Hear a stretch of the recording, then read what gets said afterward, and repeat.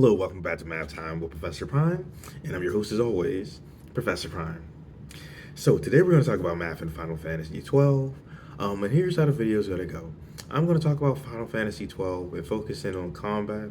I'm going to do a little build up to that moment, and once we get into it, we're going to talk about how math is used along the way. We're going to talk about other elements of the game. We're also going to talk about my experience with it. There will be spoilers ahead, so please keep that in mind. So yeah, again, spoilers ahead.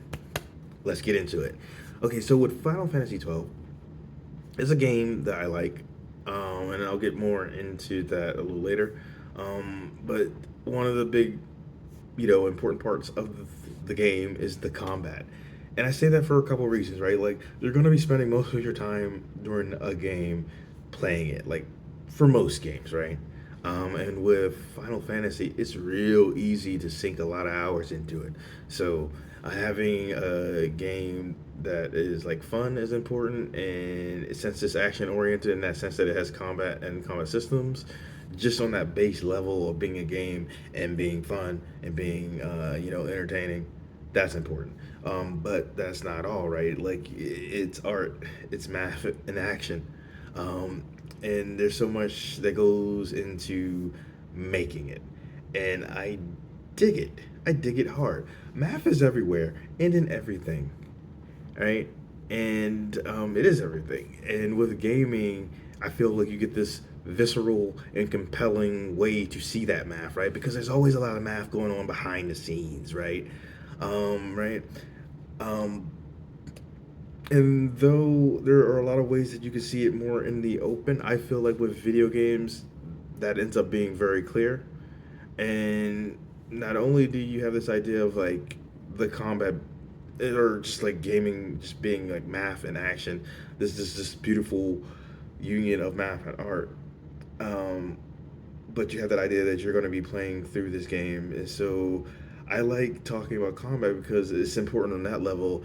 It's like it's math in action. Um, it's generating an experience in and of itself, but it's also being used to navigate the world and story, right? Because with combat, you're progressing through the story, right? You're exploring the world. You're growing as your characters grow, and at its core is math, and I dig that all. And so if we talk about Final Fantasy 12, let's start with the basics. um, what are you doing with the combat? You're largely dishing out damage while trying to not take it. It's an inherently mathematical idea, right? Like, you are starting off at 100%, or whatever health you're at that time, but the idea is like you're trying to not lose it. At a minimum, you're trying to not go down to 0%. Ideally, you'd be at 100%, right? Like, and meanwhile, while you're worrying about managing your health, you're trying to take your opponent's health down to zero, right? Um, and so just on that base level, it's math. It's cool. And this ends up like impacting just every other area of the game by design, right? And I think that's cool. And so then you can expand, right? And we'll get into some stuff specific to 12 in a little bit, but let's just expand for now, like on that basic idea. And so what's going on, and how do you determine, this damage, or how do you determine dishing out damage, and how much you're taking, right? You have the idea of stats, right? Of course, you have things like your HP and your MP, that really basic stuff, right? But then there's like stuff going on that you can see, but there's more to it, and we'll get to that, right? Like, you have your stats. In the case of Final Fantasy 12, there's outside of the like I said, the HP and MP, you have things like attack, defense, evade, magic power, strength, vitality, speed, magic resist. Um, I think that's all of them, but those are the main stats. And so you have the idea that your characters have these stats, and there are calculations at play behind the scene that are dictating how much damage you're dishing out to any given opponent and how much damage you're taking from them. But it gets more complicated than that as you go on, right? Because not only do you have these characters in their base stats, right? But the idea is you're gaining experience points, is you're defeating opponents, right? And you're leveling up, you're boosting stats that way, but it doesn't end there, right? Because you have different equipment, right? You have different headgear, different armor, different accessories that you're equipping to these characters, and those impact your stats. But not only that, you have different weapons. Those also impact your stats, right?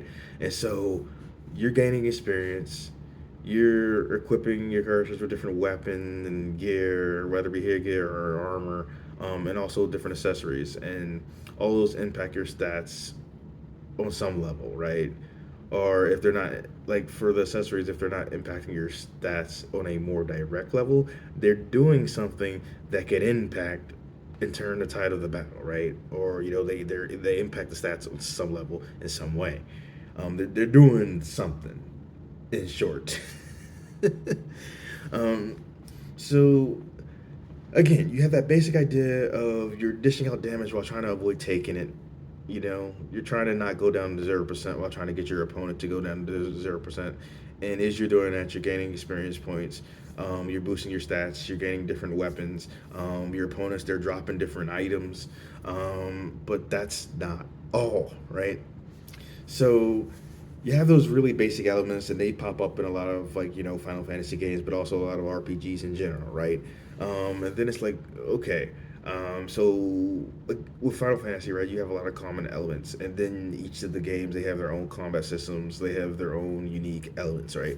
And so what adds to the equation, so to speak? So when you're defeating your opponents, you're not only gaining experience points, you're gaining license points.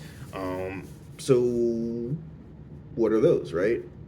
So the idea there's a couple big picture elements that get ended up, sorry, that get in, that get used in 12. Um, so one of the big things are the license boards, and basically they're your skill tree, right? Like they're your spirit grid. The idea is like they allow you to power up, boost your stats in some ways, but also gain new abilities and different techniques, right? Yeah, so you end up being able to do a lot, and including like different types of magics throughout the game, right? Um, and so let's dive into that a little quicker. Another big thing is the gambit system, but we will get to that. Okay, so when it comes to the license boards, the idea is like you start with one for each of the characters that you have, and eventually you'll get up to the six characters that you can shuffle back and forth between, and sometimes you'll have a guest character. But we'll get into that too in a little bit. But the idea is like so you have the larger, license wheel that you're. I mean, I don't think that's the official name, but you have a circle, a wheel that you're looking at for your licenses, and you can see the characters on those wheels, and then each of those characters have a license board. You can get a second board as you go on, and throughout the board, right, like as you're gaining license points, because you're gaining experience points and license points as you go, you're defeating opponents and going on quests, etc. So you're gaining those license points, and you're looking at what you want to unlock, and then is you're unlocking this, and you're unlocking that. All of a sudden, other things become available for you to unlock. There was a better way to say that. Put it like this, right? Like, say you're on a license board and you see a few abilities. You're like, hey, I want that. And maybe you don't have enough license points right now, but you come back later and you have enough license points, so you start to unlock it. You can see it. You can see how much license points it's going to cost. Um, and I might just say LP going forward. But yeah, so you can see like the LP required to unlock this ability or that ability.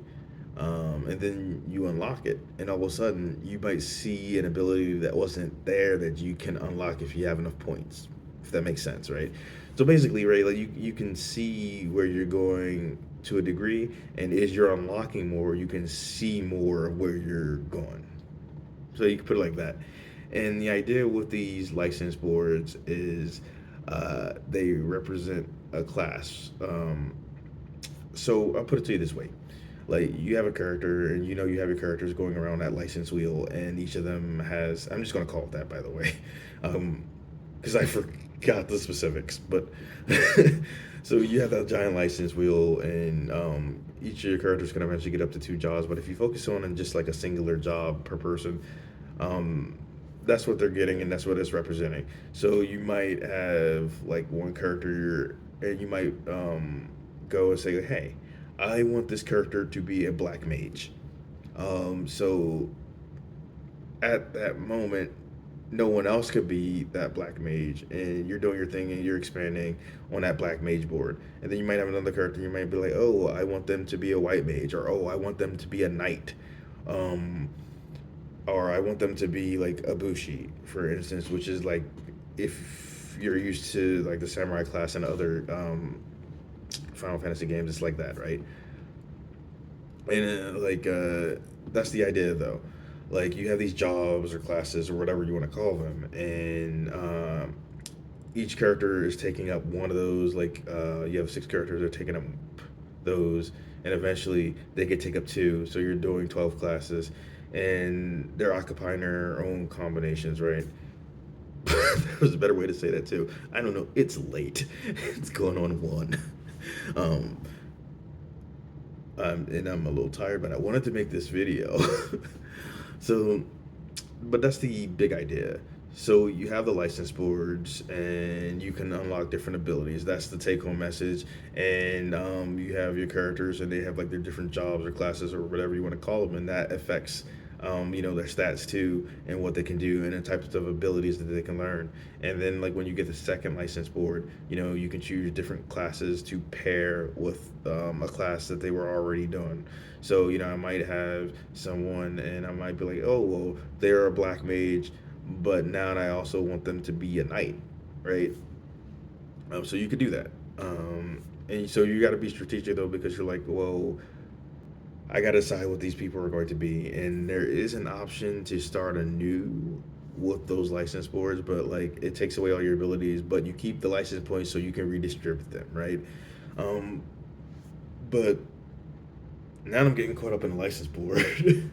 But my take home message is like that's another avenue that adds to the game, right? Because you're gaining different abilities that you can use in the battle, like different techniques, different like stronger physical attacks, different magical attacks, just different kind of abilities. Like there's a type of ability that you can unlock. I think the traveler ability, where it's like it dishes out damage based on how many steps that you've taken during the game, and the game keeps track of that, and it's something that you can actually see. So you get all sorts of stuff like that are standard, like different like black magic, for instance, like different destructive magic, or different like white magic, like restorative magic. You get standard things like that, but also different things like the traveler ability. Um, but they can add some rich complexity to things, right? And again, like it goes back to the basic idea of dishing out attacks or dishing out damage while trying to not take it. Um, and then all of a sudden you got stats to consider, and you have armor, and headgear, and accessories and weapons to impact all of it. And then you have the license boards, which now you're considering jobs and classes and different abilities that you're learning, all the way you're gaining experience points, you're gaining license points, and you're distributing them, and you're accruing money, you're accruing items, you're practicing resource management. And then we haven't even touched the gambit system yet, right? So you have all that going on to build a pretty strong system that ends up being pretty unique to 12, right? And you have this idea that it's like it's real time, but it works a little differently than what you may be used to. It kind of reminds me of Knights of the Old Republic, where it's got this like quasi real time thing going on, right? So let's talk about the gambit system though for a little bit. So with the gambit system, the idea is like, okay, right, you're controlling one member of the party at a time. You can switch the party leader and you can do your thing with them, or you can issue orders to them. The people that you're playing is like three characters at a time. You eventually can have six that you're playing as that you can shuffle through. You could do that mid combat. Sometimes you'll get guest people, so you might have four people on the screen, but you're only controlling one with the potential to control the other two, like switching back and forth between all of them, and then the guests kind of doing their thing, right? But they're still growing too, right? They're still gaining experience points and all that good stuff as well.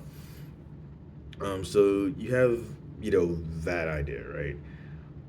But then you have the gambit system, and so it's like, yes, all that stuff is still happening, but it's like with the gambit system, it's like you can choose different conditions where your characters are going to, automatically perform an action, and you can unlock slots as you go on, slots on your license board that allow you to have your characters have more gambits that they can go through. And to give you an idea of some of these gambits, um, you might basically they allow you to decide how you're going to interact with your foes and your allies and yourself. To put it simply, right? And with that in mind, it can get kind of crazy. But yeah, like I said, to give you an idea of that, you might have a character have a gambit that allows them to attack flying monsters, right, or flying opponents. But you might also have like some conditions set in play when you want to heal a character, or you might try to figure out what you want to do. So you might be like, oh well, what if I have an ally and they fall below 50%? There's any number of options that you could assign to that. But most people are probably going to choose like something like restorative, right? Like maybe using cure or some type of potion, right? Um, but that's the idea.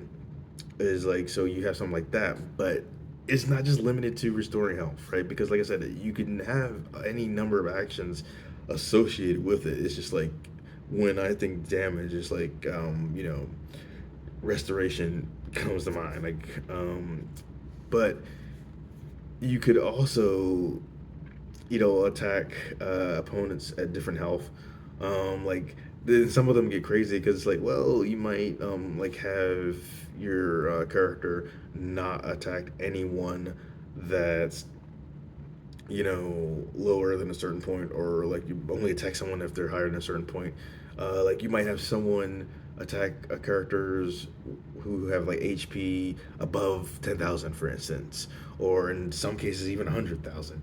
Or maybe you're like, whoa, hey, I want them to attack the characters or attack the enemies that are at 100%. One of my things that I like to do with some of those gambits is I like to set up ways to just quickly deal with status effects, and that's another element of the game, right? Status effects, right? Because you have things like poison and confuse and sleep, blind, and the idea is messing with your ability to dish out damage or take it, right? Because something like sleep, for instance, all of a sudden you're not able to like attack for a short period of time, right? So that's one thing. Or like blind, you're not able to see, so there's a chance you might miss. Confused, like hey, you might attack your own people. Um, but the idea is the status effects, they're going to impact how you're dishing out damage, or something like poison is going to make you take damage. But the idea is playing into that interplay of dishing out damage and taking it, right? And so what I like to do is, or like what I was doing when I was playing is like there's so many different types of gambits that you can use, but I liked setting the ones up to deal with status effects. So it's like, oh well, if I got a character and you know they have the blind status, right? Then assuming I don't have immunity and I'm actually able to get that status, then it's like, well, hey, maybe I'm setting up a gambit that allows me to use eye drop once that person gets that blind status, right? Or maybe I'm using some magic cure, or just a remedy if we're sticking with the items. But the idea is like you can play the game, right? So you could be like, oh well, I got a case where someone has that blind status. I have a case where someone has that poisoning status. Whatever the case may be. And so that's like what the gambit system is doing, and it's like it can get crazier than that, right? Because like you can set it up so like, oh, well, maybe I'm going to attack someone who attack foes that have that are at the highest level, um, or maybe I'm only attacking ones that are at the lowest level of their group, right? Or maybe the ones with the highest speed, or maybe the ones with the lowest speed, or maybe the ones that are weak to this element or that element, and that's another element, another part of the game. You have elements, right? You have that interplay, right? You might have some people who are weak to whatever element that you're dishing out, and you can play around with that, right? And it's just like so it's another layer to it. But the whole thing, to kind of bring that all together, is you starting off with the idea of dishing out damage while trying to not take it, and then all of a sudden, right, you're dealing with stats and you're dealing with like the calculations that are going on behind that. But even if you're not seeing every single calculation, you're having an idea about the kind of damage that you're dishing out, right? Um, you're gaining experience points along the way. You're getting license points along the way. You're getting different gear, different armor, different accessories, different weapons, and all these are impacting your stats. And as you're getting those license points and you're going on your license boards, they're associated with jobs. You're getting different stats boosts with those. Different abilities that you're unlocking, and so you're doing a lot of resource management. Whether we're talking about how you're dealing with those license boards, what you're doing in battle, or dealing with the items, and all of it, every last bit of it is math. But it goes beyond the combat too, right? Because it's like you have the combat system, but like all of the characters, how they're designed, um, how they look in regards to each other, right? Like dealing with scaling and like the scope of the world, how you navigate through that world, in the pace. Now, I played the Zodiac Age version of like Final Fantasy 12, and so I don't know if the real one had the ability. Sorry, not the real one. The original one had the ability to like make the game move faster, but in the Zodiac Age, like that update, you can actually make the gameplay flow faster. And it's kind of insane to me because like if you're playing at a regular speed, it does have pacing issues with that. But you can turn it up to 4 times speed, right? And that's the decision too. Like, and there's math and all of that.